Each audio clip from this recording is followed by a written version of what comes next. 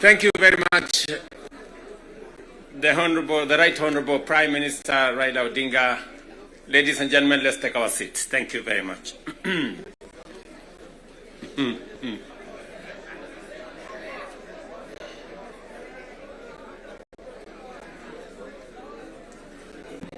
Now, honorable members,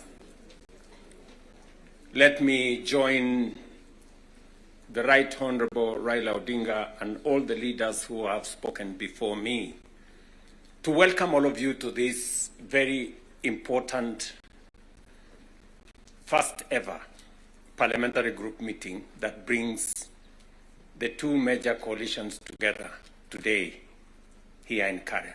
Karibuni sana.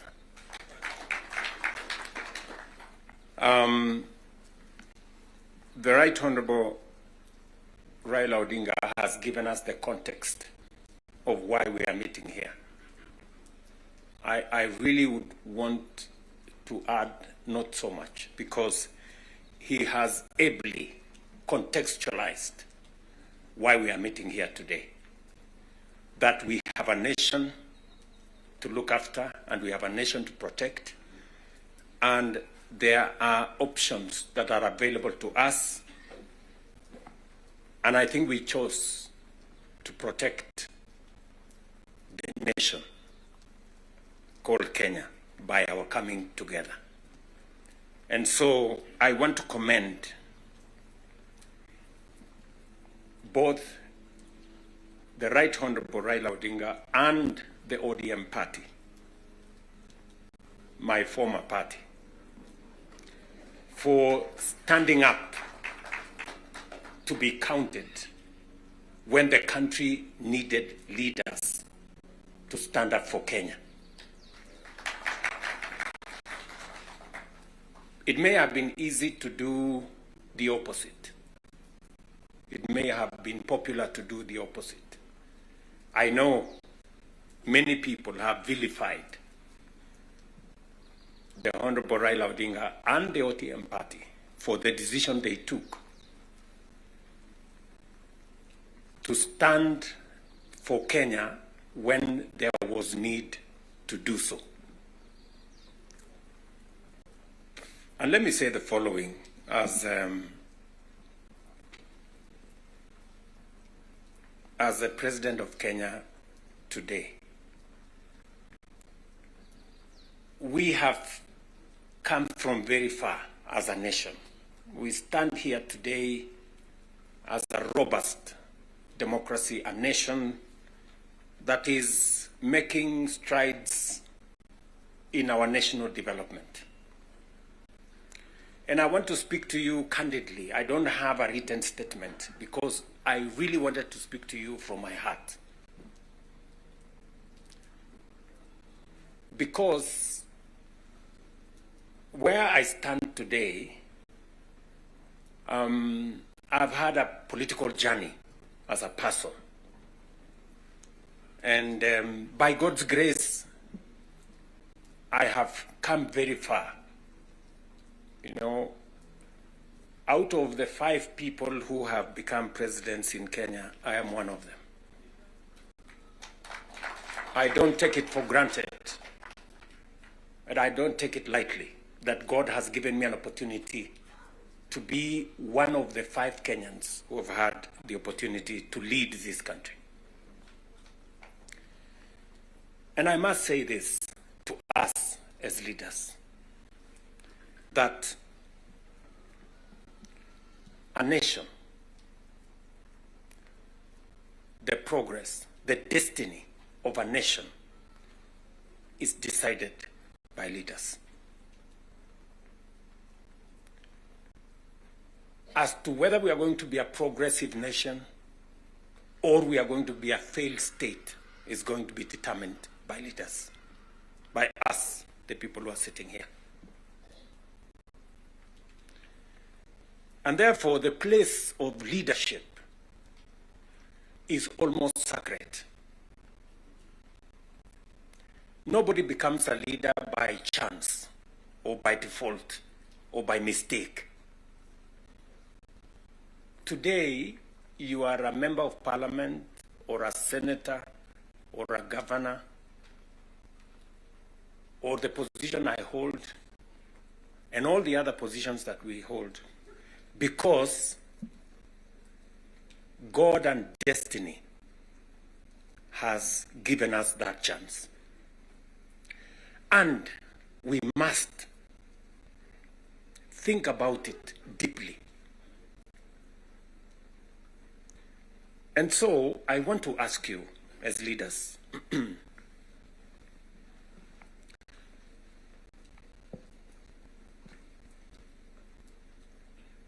the Honorable Prime Minister has given us a history of countries. I will add to that list 2 countries. Singapore and Kenya were the same countries 60 years ago. Malaysia and Kenya were the same 60 years ago. But today, we play in different leagues. They have managed to progress to the first world. We are still where we are. The difference between what Singapore has become and what we are is leadership.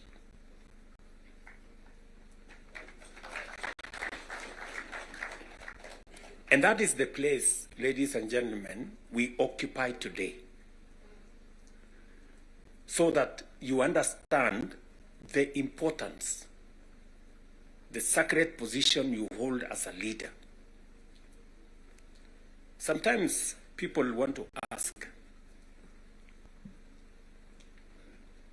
how do people who live in different houses, they have their own lives to pursue, but they wake up one morning on an election day and they go one after the other to 10,000, to 20,000, to 50,000 and elect you? You are not special. But it is a moment that God has given us as leaders. And therefore, we must do whatever we are doing, knowing very well that we have a heavy, almost sacred responsibility to the people we lead and to the nation of Kenya.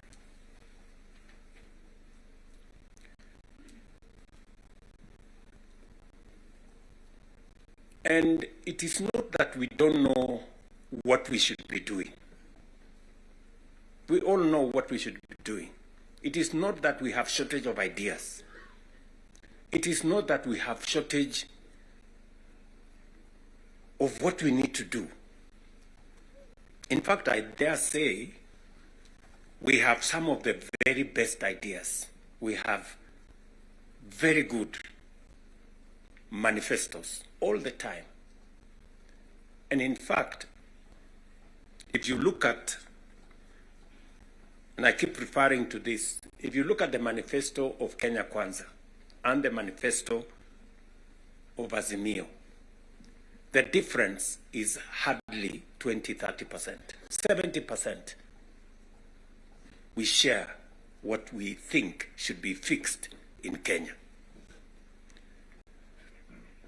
But politics somehow has taken our country hostage, that we cannot do what we all know we should do.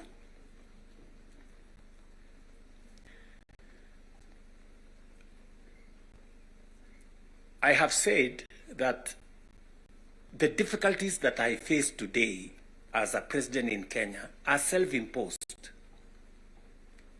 You know, I imposed on myself all these difficulties. Implementing the new funding model, implementing SHA, implementing housing, doing all those things. If I hadn't done any of those, I would be a very popular person. but the country would not have moved anywhere.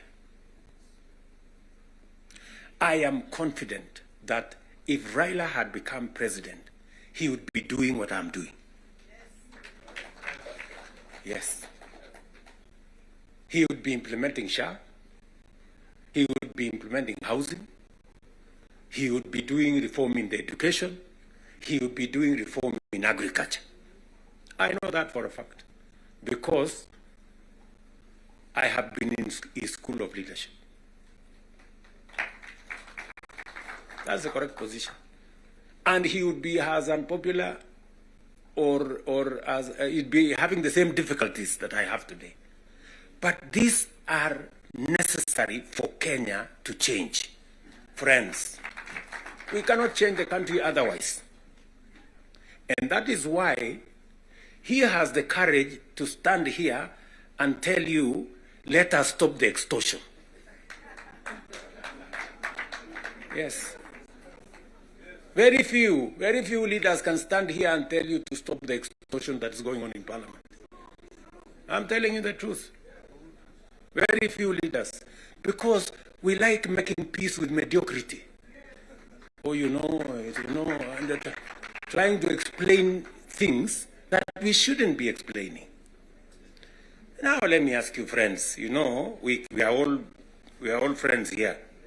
Yeah, we are one team. Or so I guess.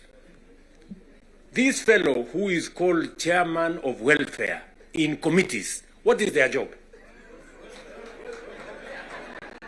What is their job? Extortion, that's it. And that is what Prime Minister is saying.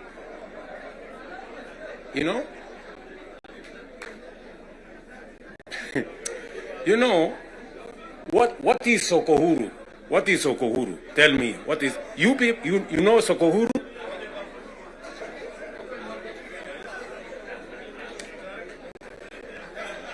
So, let me tell you. No, no, you see, and this is the same problem that we face. This is the same problem that we face. Because, look, for example, we passed the law that we all know, friends, we all know the problems we go through with fundraisings for people who have hospital bills. All of us. In your phones, you have WhatsApp groups. So-and-so has this, this condition, so-and-so has this condition, to contribute here. True or not true? Yes. But we don't want to fix it because it's difficult. But I must commend you. I must commend the members of National Assembly and Senate because you took the courage and passed the bills that today is beginning to solve the problem of health in Kenya. It may not happen instantly, but all of you can now see that there is a possibility that we can sort out the challenge of health and health delivery in Kenya. But because we had to be bold, we had to be bold and make the necessary decisions. Today, we are dealing with the crooked hospitals and health professionals who still want to steal from SHA and to steal from our health provision. And we will go after them and we will deal with them. So, what am I saying? I am saying the following. If we have to change Kenya, my friends, we have a historic opportunity today with this broad-based government, we have a historic opportunity to unleash the full potential of Kenya. We all believe, I do, that Kenya is a very great country, this country of ours.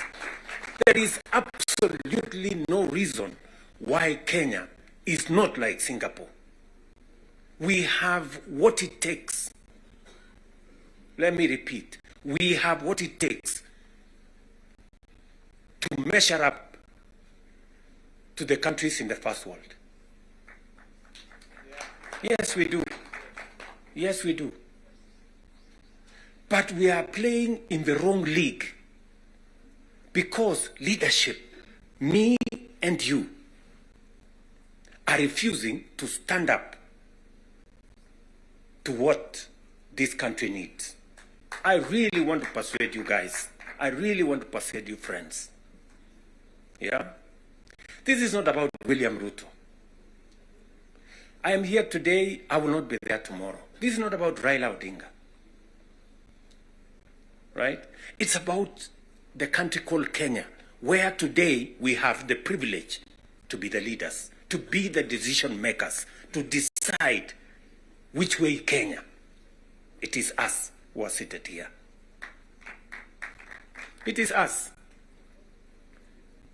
And we have the historic opportunity to make this country what we have always wanted it to be, but it has not been. As I have said, the same way Raila Odinga can stand here and tell you we must stop the wrongs, I have also said that I am ready to pay whatever price to make this country change. Yes, we must change this nation. And we can do it. Look, housing was part of our conversation for the last 30 years. Yes, we've always talked about housing and how important it is and how it is going to create jobs, how it is going to stop land fragmentation, how it's going to allow us to produce, to save land that is meant for food, how we are going to have decent housing, how we are going to reduce on slums, how we are going to have decent livelihoods. We've always said that. The Right Honorable Raila Odinga tried with the first slum upgrading projects. We started there. The housing levy, go and read the Azimio manifesto. Read the Kenya Kwanza manifesto. It is there. It is there in both manifestos. We now are seated here and we have the opportunity to implement what was in the Azimio manifesto and what was in the Kenya Kwanza manifesto. Friends, why don't we just do it? Why don't we just do it? We will do it? Yes. Let us just hold out and look. You can see for yourselves how transformational it is.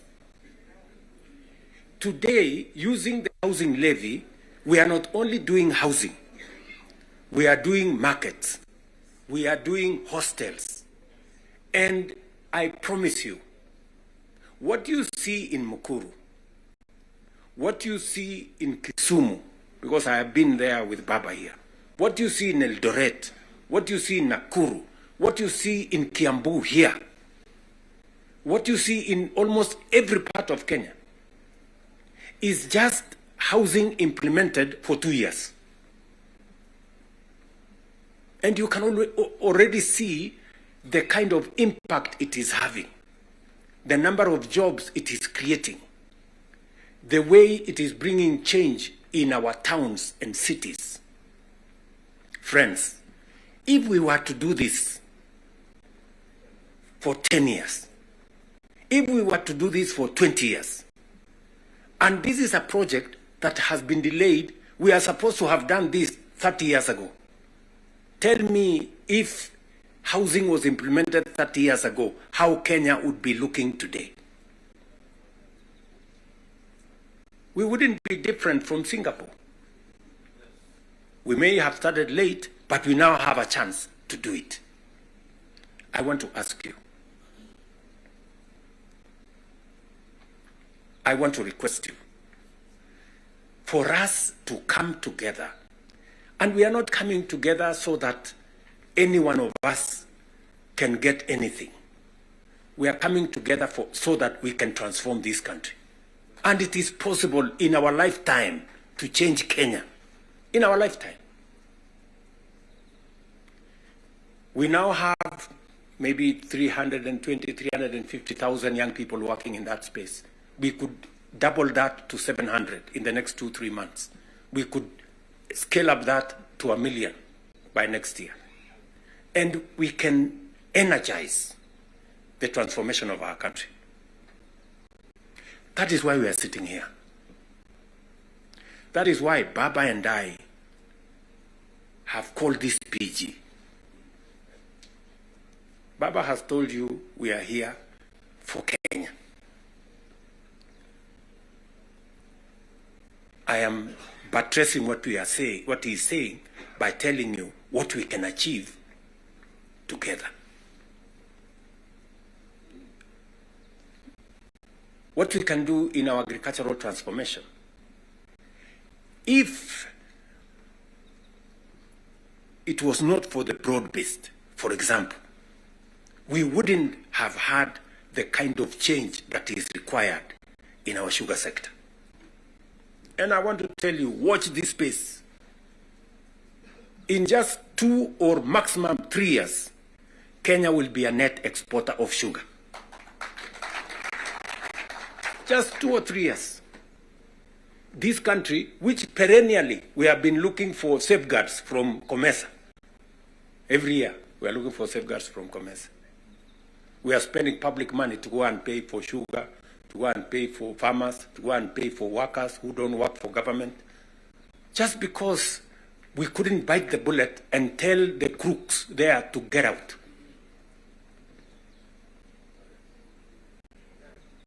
Now we have told them to leave.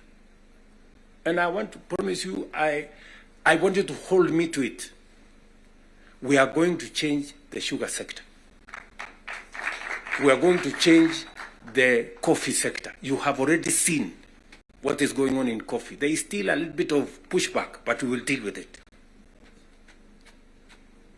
And on and on and on, and we can transform our whole agricultural sector. Just the little interventions that we have done standing together. You people in Parliament making sure that we are subsidizing production. And I must commend, Parliament has always provided money for us to support the production of the country, either through fertilizer or seeds or other interventions when we have brought it to Parliament. So you're part of the making of the history of our nation. Just imagine we have reduced the imports of maize, for example, by 70%. Reduce the imports of sugar by 70%. And we can make that progress if we are focused on where we want to go. And that is the reason why we have to make the decisions that we have made work. It is the reason why Baba and I have appointed Agnes Zani and her team, so that what brought us together, we don't forget. The 10-point agenda that we have signed buttresses what is actually in our manifestos. The NADCO report, we all know what it is supposed to achieve. And if we stand together, we can achieve all the legislation that is recommended by the NADCO report. Parliament has what it takes, to do this. For Kenya, we can do it. And I want to persuade this PG to work with us and for all of us to be committed to this exercise. Protecting devolution. There is need for us as a nation to distinguish between governance and devolution. The governor is not devolution. The governor is a person.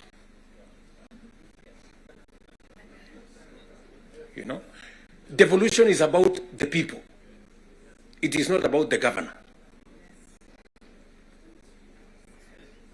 And we can deal with the governor without disrupting devolution, if there is need to. But what is sacrosanct, what is constitutional, is that we must get local people, development, to be at a local level as much as is practically possible. I agree with the Right Honorable Raila Odinga, because I was in Parliament when NGCDF was passed. And the principle was right, because there wasn't any meaningful resources getting to the grassroots. And the big push for devolution in the constitution-making process was three principles: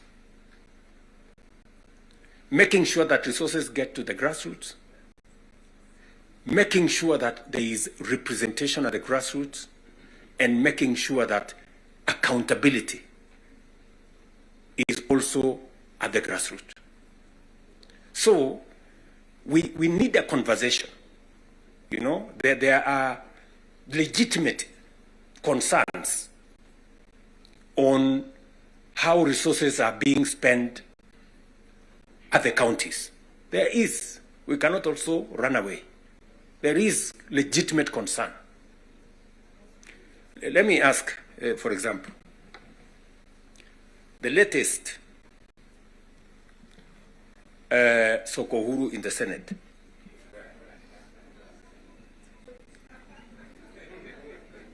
Because you have to accept, you know, by virtue of the position I hold today, I am a consumer of raw intelligence. I know what's going on. Where does somebody find 150 million? Where? Huh?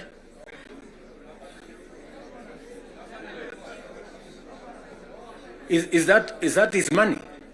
That is money that belongs to the county. Is that correct or not correct? Yes. Let me ask you, members of parliament who are seated here. Do you, for example, know,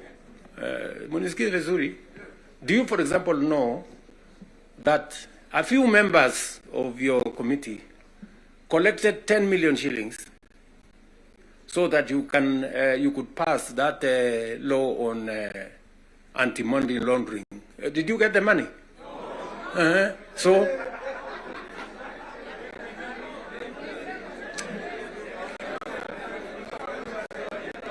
So,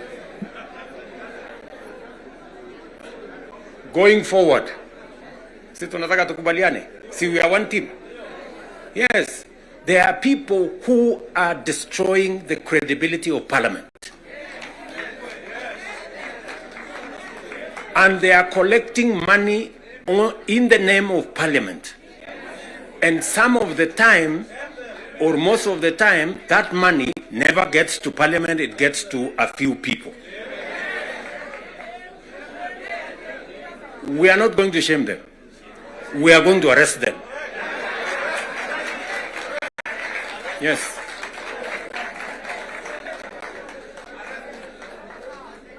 Do we agree? Do we agree? Yes. Whoever is giving and whoever is being given and whoever is doing whatever it is, we sort them out. Because the reality, friends, the reality is that there is a problem. And we all know here, tukitaka tu kusema ukweli, there is a problem. And unless we sort it out, we are going to destroy our nation. We are going to destroy this nation unless we sort it out. And we must be as candid to ourselves here as we are candid in implementing what is transformational for Kenya. Tunaelewana? Now, let me say this. We must make sure that we get resources to the grassroots. But we also must make sure that the resources that get to the grassroots is used for the people, not other ways. And so we must do for the national government as well. In our 10-point agenda, we have discussed about the young people of our nation and how we need to protect their livelihoods. I want to ask the leadership seated here today, members, I want to persuade you.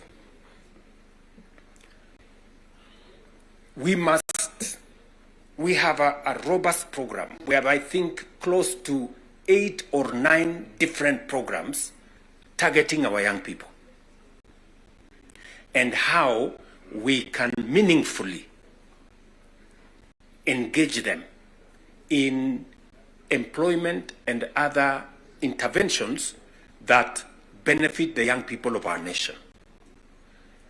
I will say this.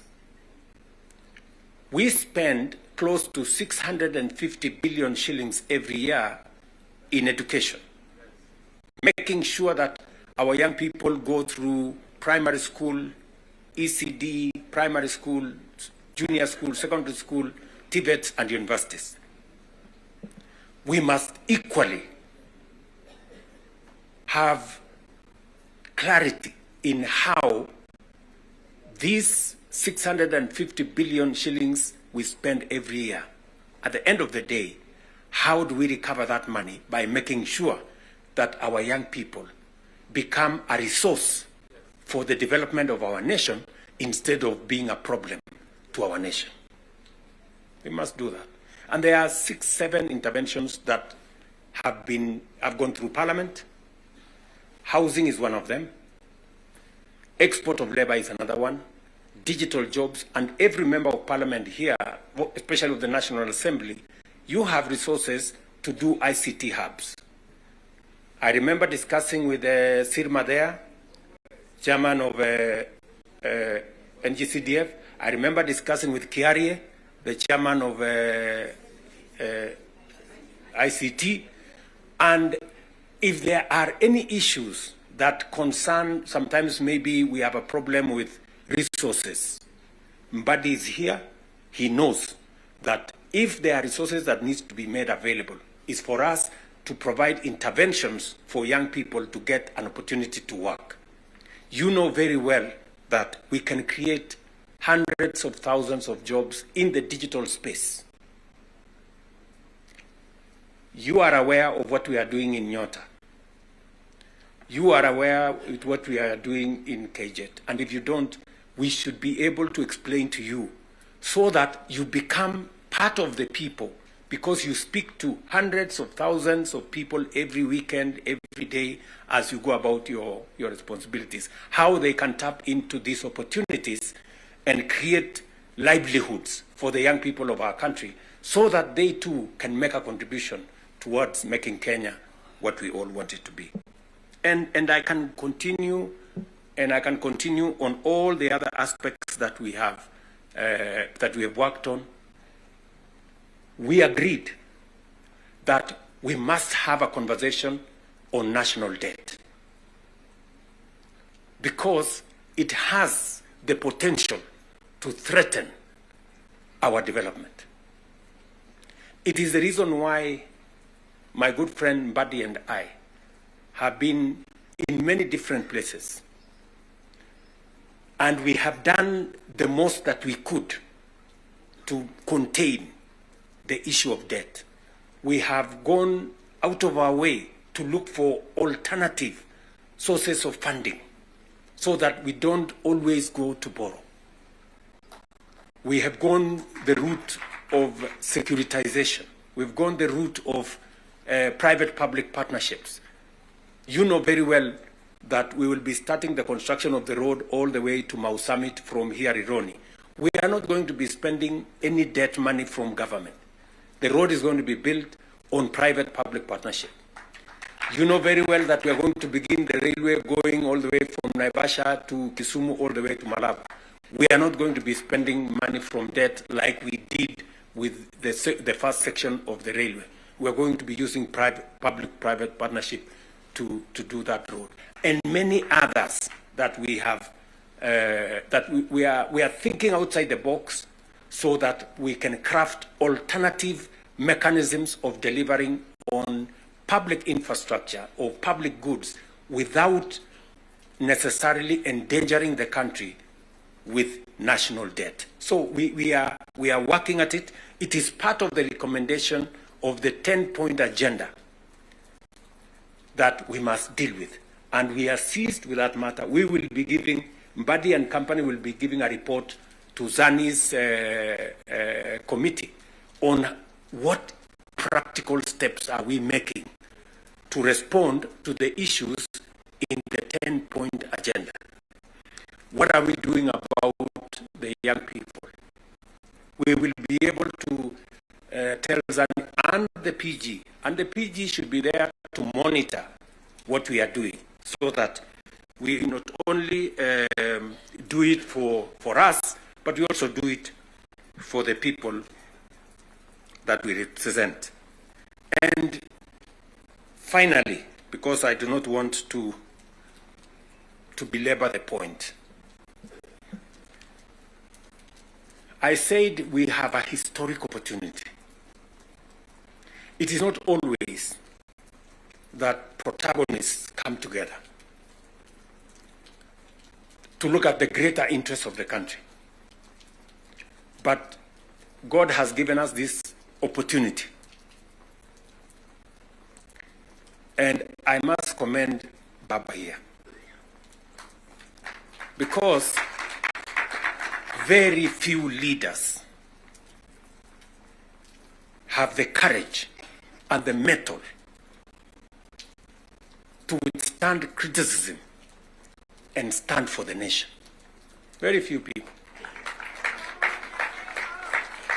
Very few people. Many people look for what is convenient, what is popular, even if it is wrong, and they want to pander to it.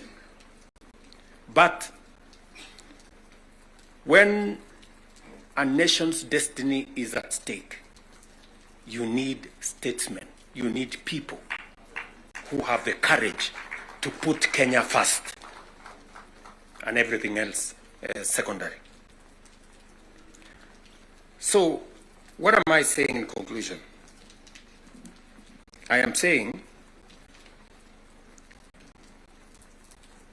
Zani and team have a job to do. They will be briefing Right Honorable Raila Odinga and myself on what needs to be done. We will be able then to guide what will be happening, what the executive need to do, what the legislature, the role the legislature need to play, and the role others may need to play. And as we do that, we will need another opportunity to be granular. Today was the first occasion for us to deal with this. But down the road, we need to bring the members of the executive, at least the ministers, to come so that we can have a meeting of minds between the executive and the legislature on matters that are of national importance. Further down the road, we may need that engagement. Maybe not in a sitting like this. Maybe we can organize a retreat for 2 or 3 days so that the questions I see members of parliament asking on some of the programs, we can fully understand the import of the programs we are running, what they are meant to achieve, the transformation that is supposed to happen, and how we position ourselves to make sure that we provide the push necessary for that transformation to happen. Again, focusing on the greater picture, the bigger picture of our nation. So, ladies and gentlemen, I want to say thank you very much for coming for this session. I know we will listen to you by way of feedback on some of the things that you want us to respond to. We are here because we are one team and we want to succeed together.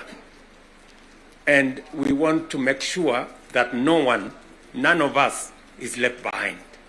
Are we together? So, mimi nimesema asante sana. If there are any questions directed to me, I will be willing and ready to answer. If there are some directed to any one of us here, we will be able to answer.